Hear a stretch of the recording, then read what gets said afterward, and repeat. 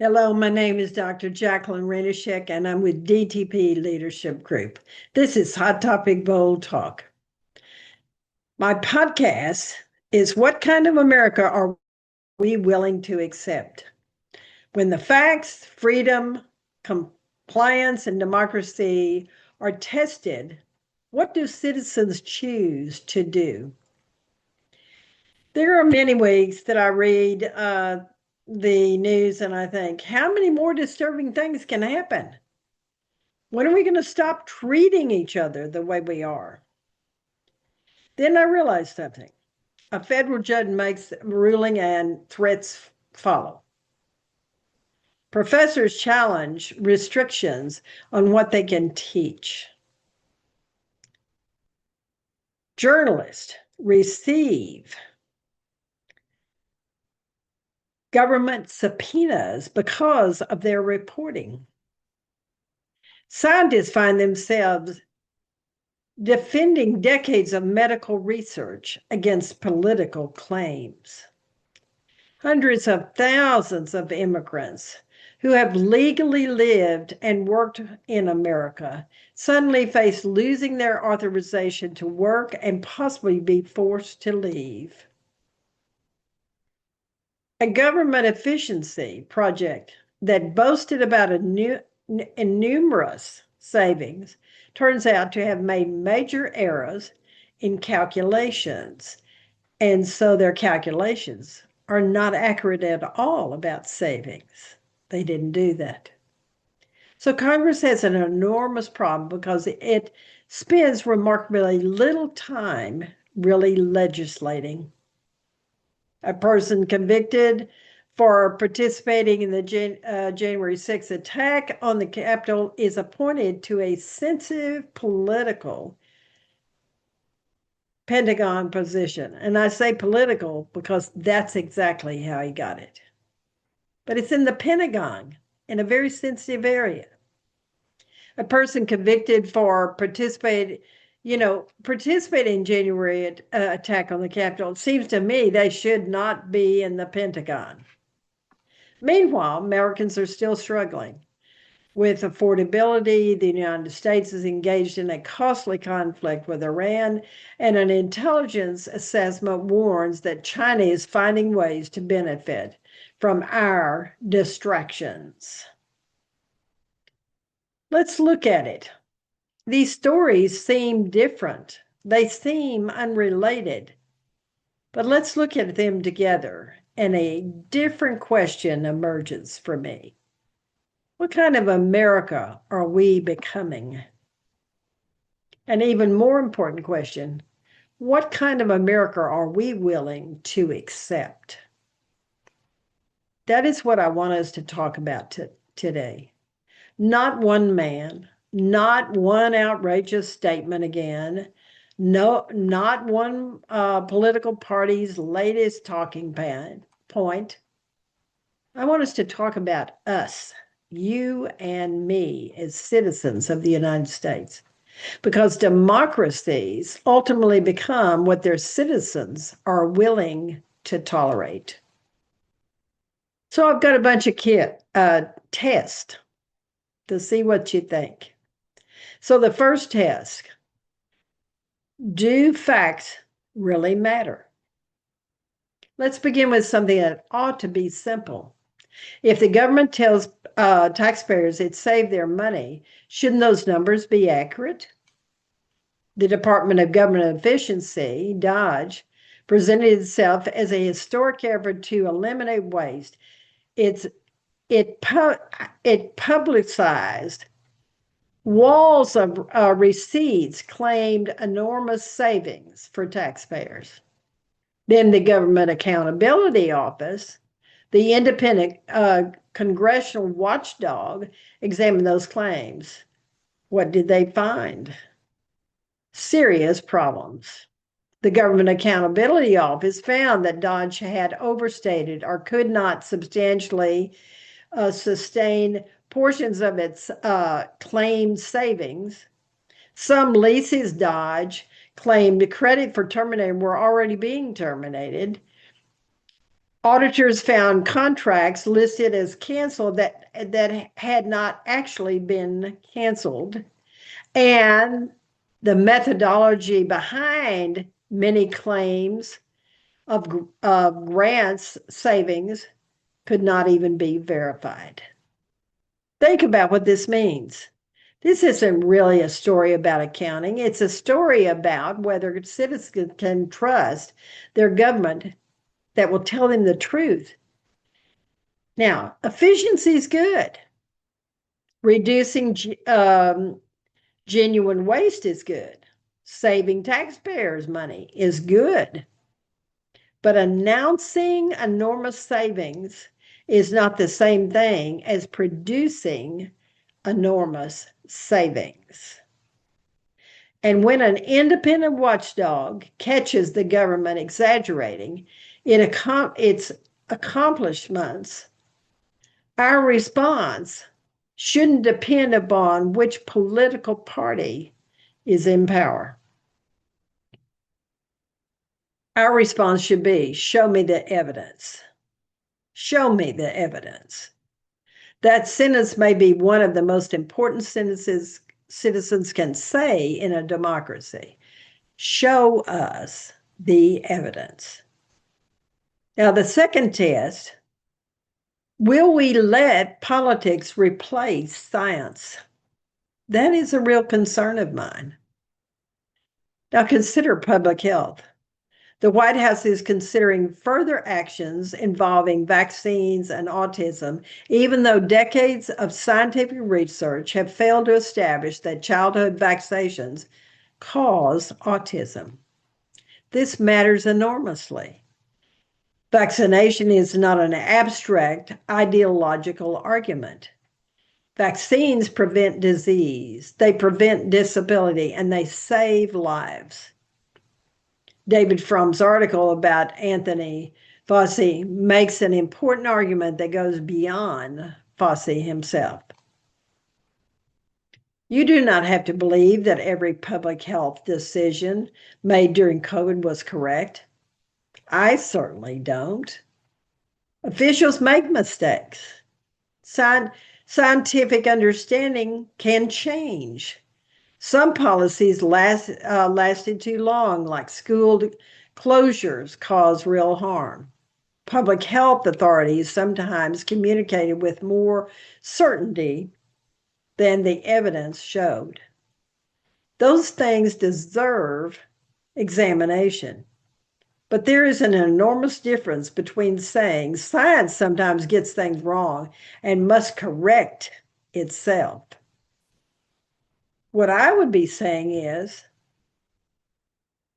and what I've heard people say is, evidence doesn't matter. Well, I disagree with that. Science works precisely because conclusions can be challenged by better evidence. Political belief does not become scientific evidence merely because millions of people repeat it. During COVID, vaccines became part of the American political identity. From points to the tragic consequences, communities with greater resistance to vaccination experience substantially higher death rates.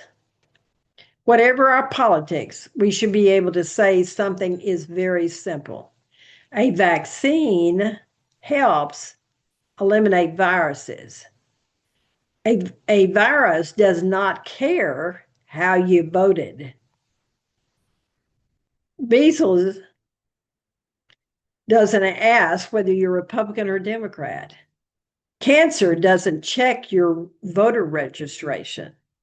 And autism research should be driven by researchers following evidence wherever it leads, not politicians deciding beforehand what answer they want scientists to find. When political leaders pressure science to produce politically convenient conclusions, all Americans should be very concerned. Because today, The scientific finding being suppressed might be the one that could save your life. Now, the third test for me about what I want to live in. Can a judge rule without fearing that their lives will be affected or they'll be threatened? This may be one of the most disturbing stories in the collection that I've used for tonight's podcast. Federal judges who have issued rulings against the administration have reported receiving threats. Judge Jan Kushner, a Republican appointee with decades on the federal bench, temporarily blocked an executive order involving birthright citizenship. He subsequently described receiving an extraordinary number of threats. Stop there for a moment. A judge ruled against the president? That is not an attack on America. That is America.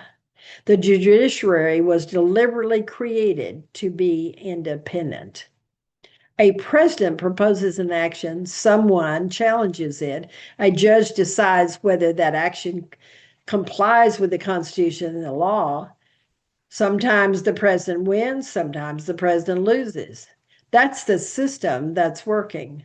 We are free to criticize judges. Judges are not infallible. Their decisions can be appealed and overturned. But when judges begin to worry that an unpopular ruling may produce threats against themselves or their family, something much larger is happening. Fear becomes and begins entering the judicial process. And democracy cannot survive if judges must ask themselves two questions before issuing a ruling. What does the Constitution require? And what might happen to my family if I say what I believe about this particular case? Every American conservative, liberal, independent should want judges who are willing to rule without intimidation. Because today the judge may be protecting someone else's rights. Tomorrow, that very judge may be protecting yours. Now, the fourth test. Can journalists investigate the government? Another article contains subpoenas issued to New York Times journalists connected with reporting about security concerns surrounding the president's new Air Force One aircraft. The Justice Department ultimately agreed to withdraw the subpoena that a federal judge raised profound First Amendment concerns. That outcome matters. But so does the fact that the confrontation happened. Journalists are sometimes irritating. They make mistakes. News organizations have biases. Reporters should be criticized when reporting inaccuracies. But a free press is not supposed to make the government officials comfortable.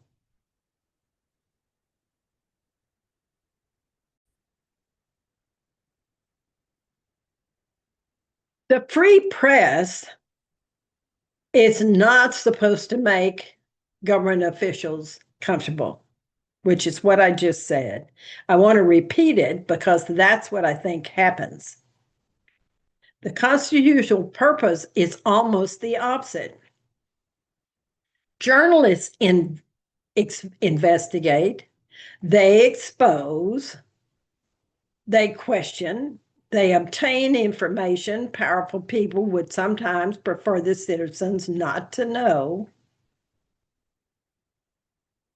When the government investigates, powers are directed at reporters because of their reporting. Every American should pay attention. And notice something important here. The system in this case pushed back. The newspaper challenged the subpoenas. A federal judge questioned them. The Justice Department withdrew them. That is democracy functioning, not perfectly, but functioning. And that is going to become important before this podcast is over. The fifth test: who decides what can be taught in our universities? This question really comes very close to home in Texas because I have a degree from Texas A&M and College Station. And the professors at Texas A&M have sued over policies restricting classroom discussion involving race, gender, and sexuality. The controversy has affected courses and teaching materials and has raised fundamental questions about academic freedom. Now, I know some listeners will immediately say universities have become too liberal. Others will say conservative politicians are censoring education.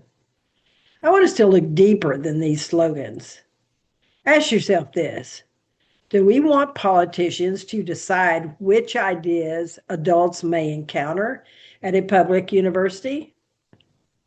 Universities should absolutely be accountable. I have no question about it.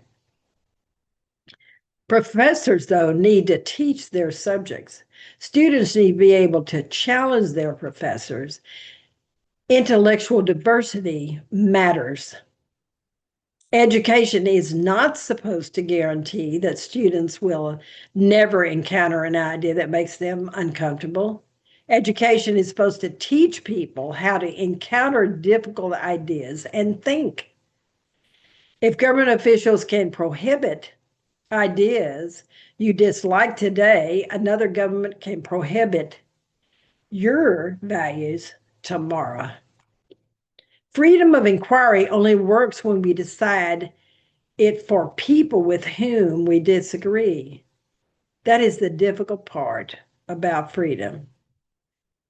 The sixth test: what happens to people when policy changes overnight?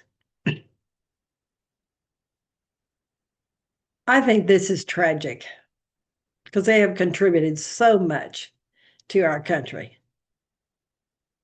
So when Haitians living in America under temporary protection status lose it, then the temporary protection status exits because sometimes conditions in another country, war, disaster, political instability, or extraordinary danger, make returning people there unsafe. Hundreds of thousands of Haitians have been living legally in this country under that protection. They work, they pay rent, they raise children, employers depend upon them, and communities have incorporated them into their economies. Now, that protection has ended for roughly 350,000 Haitians, placing many at risk of losing their legal ability to work and potentially facing deportation.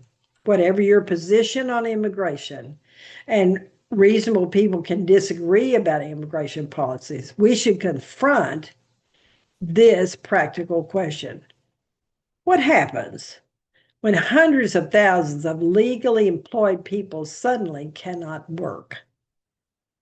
What happens to hospitals, nursing homes, factories, small businesses, families, and where exactly are people being returned to? Haiti continues to experience extraordinary violence and instability. There is another immigration story here as well. A federal refugee agency sought to interview hundreds of Afghans who came to America following the Taliban takeover, requesting detailed information that refugees advocates fear could eventually be used for immigration enforcement. Think about the moral dilemma. Some Afghans assisted the United States during 20 years of war. America told people who helped us, trust us. A country establishes its character partly by what happens after it makes that promise. Border security matters. Immigration laws matter, but so do reliability and human dignity. These principles do not have to be enemies. So the seventh test, what do we reward? Compliance or loyalty? One article stopped me cold. A man convicted for his participation in the January 6, 2021 Capitol breach was appointed to a Pentagon office involved with sensitive national security matters. He was a young man when January 6 occurred. He later expressed regret. People can change, and our society should allow rehabilitation, but that is not the only issue here. This is the Pentagon we're talking about. This is national security. This is work involving highly sensitive military operations. The question citizens should make is that person on my political side? Is that what we're asking questions about? Or the question should be, is this the most qualified and trustworthy person for this position? And how about taking responsibility for past actions that do not show support of the United States? I think that should be the standard throughout. Is this the most qualified and trustworthy person for this responsibility? Compliance over loyalty, expertise over flattery, country over faction. We should demand that standard from Democratic presidents. We should demand that standard from Republican presidents, because nuclear weapons, intelligence operations, disease outbreaks, and military conflicts do not become less dangerous because somebody has excellent political connections. Then the eighth test, is Congress still governing? Meanwhile, Congress has a remarkable schedule. According to Washington Post analysis included in these articles, House members left Washington facing only about 4 weeks in session over the following 3 months. The Senate's schedule was only somewhat fuller. This is happening while the country faces war, spending decisions, affordability problems, immigration questions, and major disputes over executive power. And congressional approval has been extraordinarily low. There is something unhealthy about a democracy in which legislators spend increasingly larger amount of time campaigning for their job. They spend decreasing amount of time performing that very job. This matters for another reason. When Congress doesn't legislate, power doesn't disappear. Power moves. It moves to the executive branch. Presidents of both parties have increasingly relied on executive action when Congress cannot and will not act. And every time Congress voluntarily gives itself and makes itself weaker, the president becomes stronger. People who support a powerful president should remember, eventually someone who profoundly disagrees with you will occupy that office. Checks and balances aren't designed only to restrain presidents we dislike. They protect us from every president. The ninth test, are we safe when America is distracted? The article raises a national security concern that deserves attention.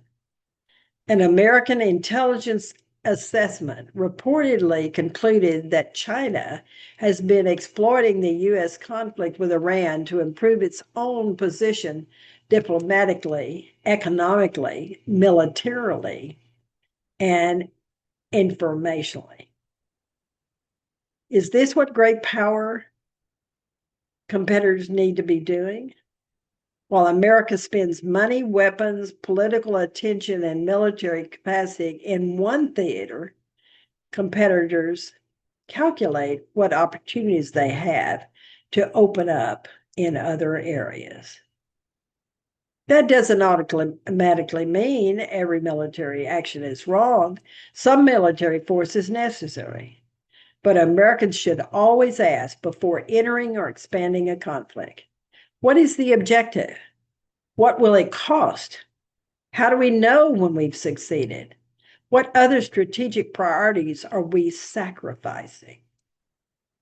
And who benefits while we're occupied with this conflict? Patriotism does not require unquestioning support for war. Patriotism requires demanding that America's lives and American power be used wisely. Then we have to go to the economy. For most Americans, politics eventually reaches the kitchen table. Can I afford groceries? Can I afford insurance? Can I pay the rent? Can my children buy a home? What will gas cost next month? Inflation continues to affect the broader economy, and geopolitical instability has again threatened energy prices. People do not experience the economy as a government statistic. They experience it at H-E-B or Kroger or any one of the grocery stores. They experience it at the pharmacies. They experience it at the gas pumps. When the insurance bills arrive, they experience the concern about what's happening in our country. When rent goes up, when a family postpones replacing the car because they can't afford the payment for a new car or even a used car. That is why teachers must be judged not simply by the numbers they announce, but by the conditions citizens actually experience.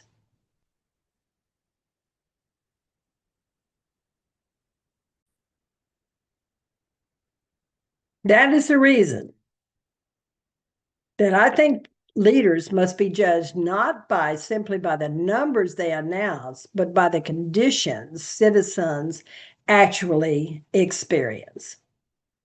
Which brings me back to Dodge. You cannot tell people government has saved billions and assume the announcement itself makes families better off. Results matter. Competence matters. Truth matters.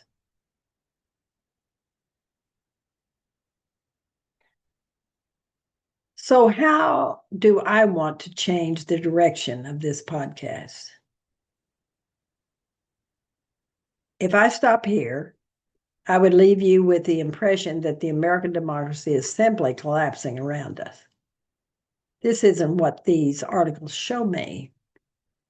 There is another story here, and we need to hear it. Citizens are pushing back.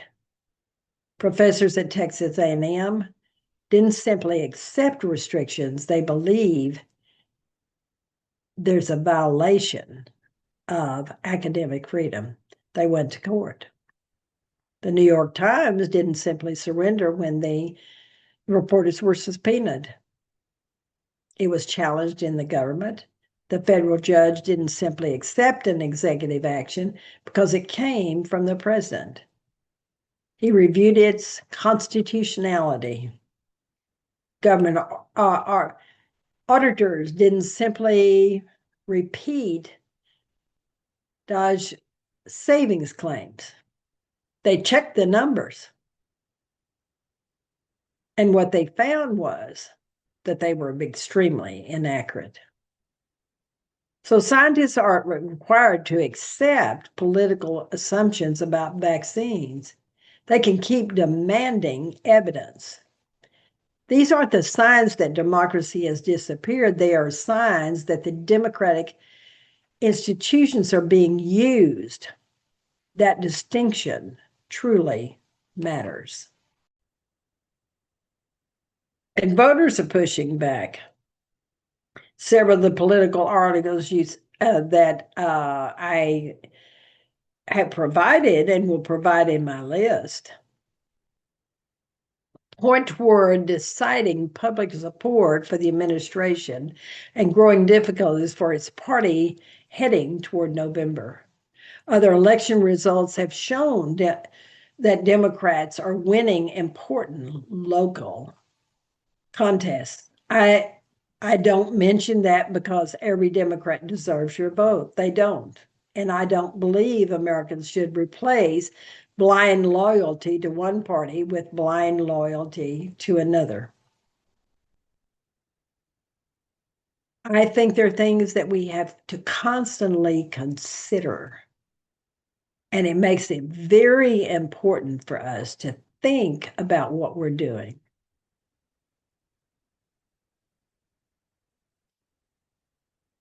Because what democracy really needs is for us to work to understand what is happening.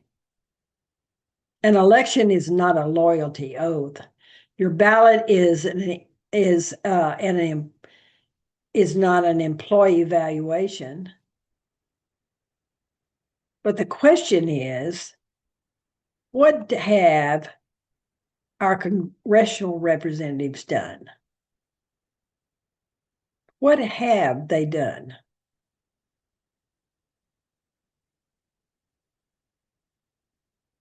So I think we need to look at that more clearly. And this is what I think is important about voters pushing back. What matters is something that I think is very healthy. Politicians are discovering that voters can impose consequences on them. That is exactly how democracy is supposed to work. An election is not a loyalty oath, as I said. Your ballot is not an employee evaluation. The questions you have to ask yourself is, did they protect your interests? Did they tell you the truth? Did they respect the Constitution? Did they govern competently? Did they improve your community? Did they solve problems? If not, you are allowed to hire somebody else to represent you in Congress or in the executive branch, period. Another thing I want to show too is California gives us a really interesting lesson. One of these articles reports something we don't hear very often.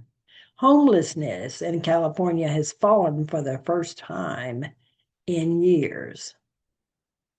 California still has a serious homeless problem.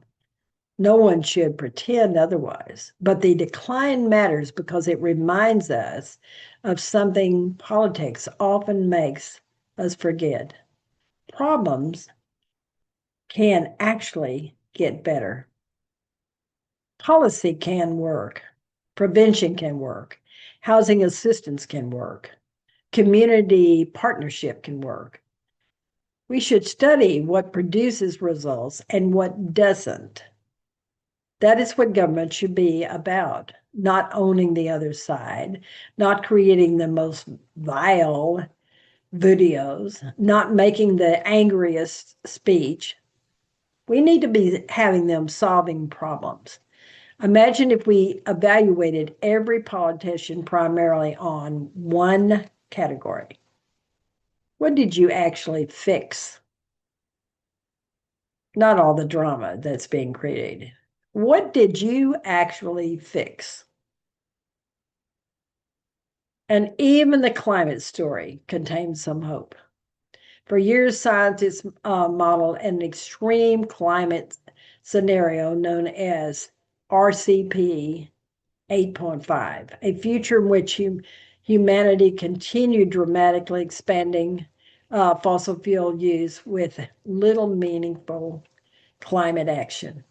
Scientists are saying now that the particular worst case pathway has become increasingly improbable.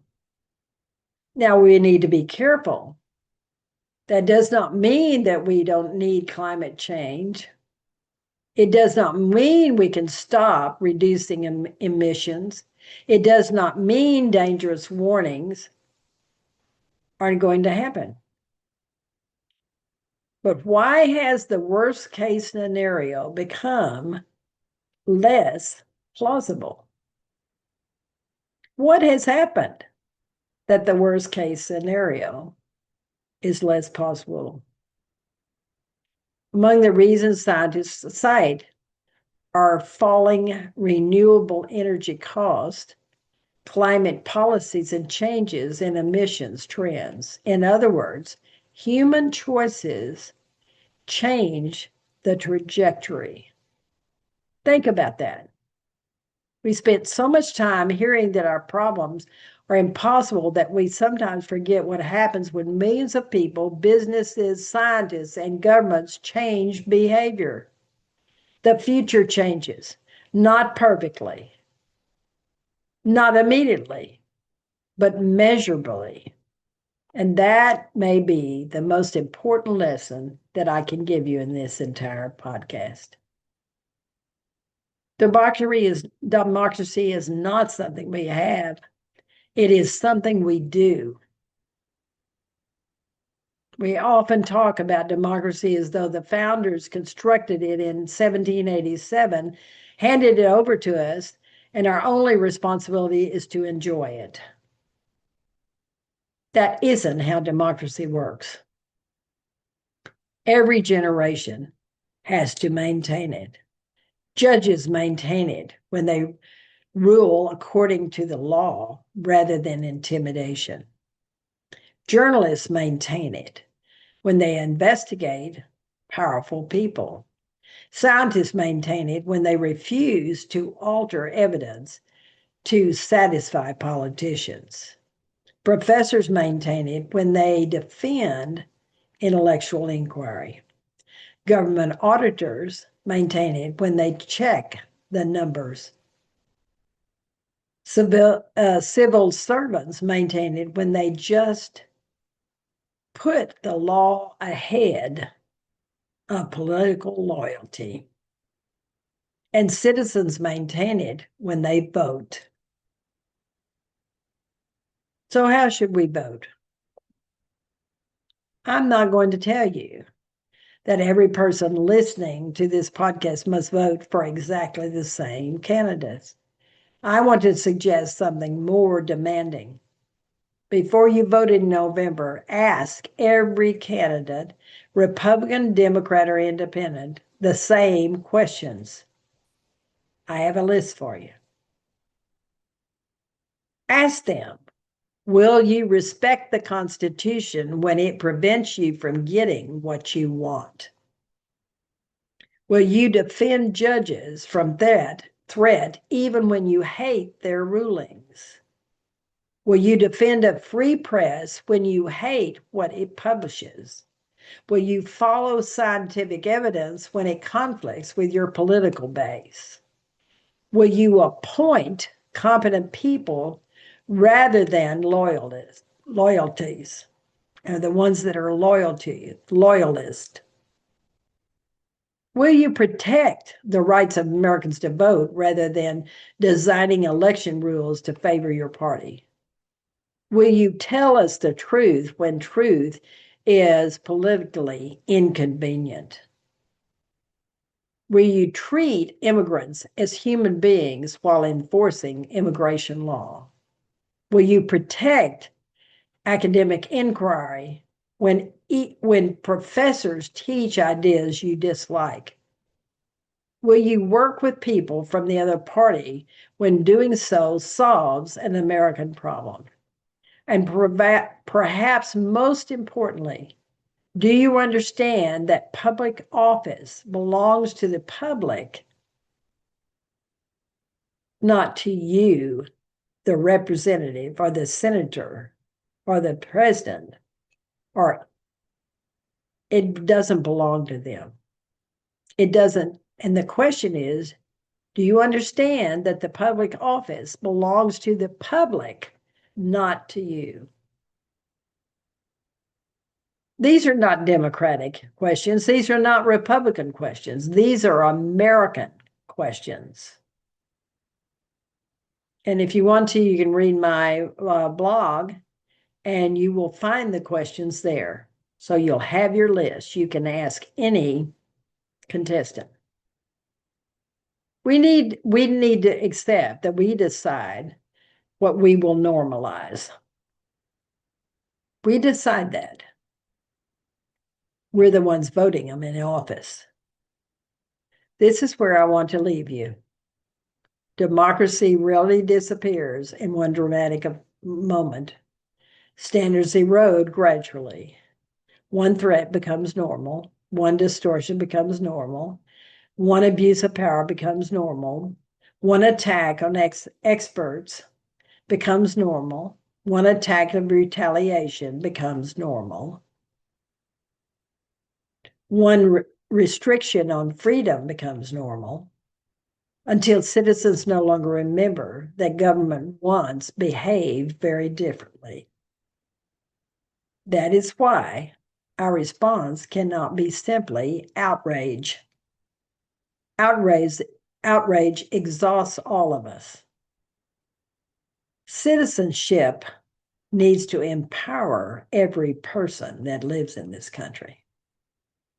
So I'm asking you to read, listen to the podcast, ask questions, verify evidence that's being given to you, talk with people who disagree with you, support independent journalism, defend courts even when you dislike their ruling, demand evidence, attend local meetings, know who represents you, and vote, especially vote, because elected officials study one thing with remarkable attentiveness: whether their behavior costs them an election.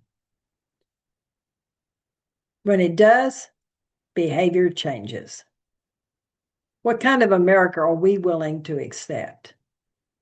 I personally want an America where scientists can tell a president the evidence doesn't support that. I want an America where a judge can tell a president the Constitution does not permit that. I want an America where a journalist can tell a president, we're going to investigate that.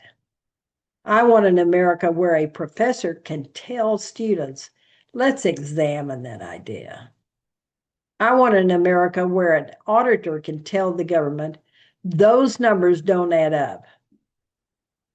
I want an America where a citizen can tell every elected official, you work for me. You work for us, the citizens of the United States. And I want an America where we can disagree passionately about taxes, abortion, immigration, guns, climate change, education, and the size of the government, and still agree that elections matter, facts matter, law matters, truth matters, and political opponents are fellow Americans rather than enemies. That America is still available to us. The judges who keep judging prove it. The journalists who keep reporting prove it. The professors who challenge censorship prove it. The scientists who keep following evidence prove it. The auditors checking government claims prove it. The community solving difficult problems prove it. And every citizen who still shows up to vote prove it. So perhaps the question is, what is happening to America? And I rather ask this question, what are we going to do about it? What are we going to do about our country? We are not powerless. We are citizens of the United States. And in a democracy, there is a profound difference between the two. Let's be educated, let's stay engaged, and let's vote for the America we actually want to live in. Thank you so much for listening to me.